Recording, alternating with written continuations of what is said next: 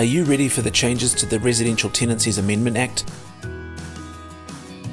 This sets out to bring the New Zealand standard for meth testing into law. Testing and decontamination of methamphetamine contaminated properties in New Zealand, NZS 8510. This will set a maximum level of contamination. Give the landlord right of entry, and set insurance disclosure obligations to tenants. This legislation is designed to protect tenants and landlords equally and ensures properties are free from contaminants and tested in accordance with the New Zealand standard.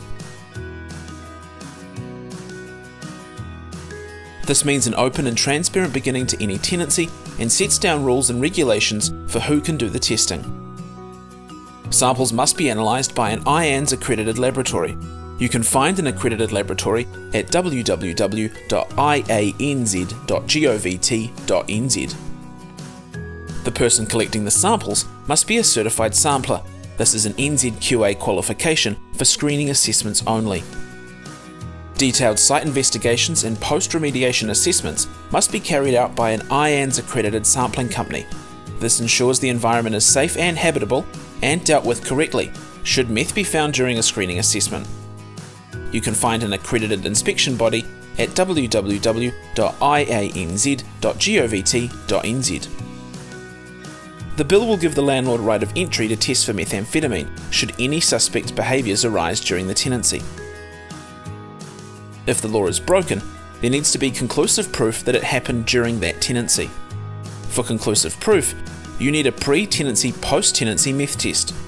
This will need to comply with the New Zealand standard and ensure suitably qualified people are engaged for the type of assessment you require.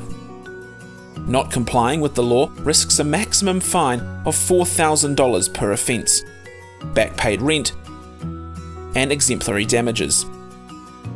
If you have insurance with methamphetamine contamination cover, the tenant is liable for the excess if a claim is made against them. This is a risk you need to mitigate.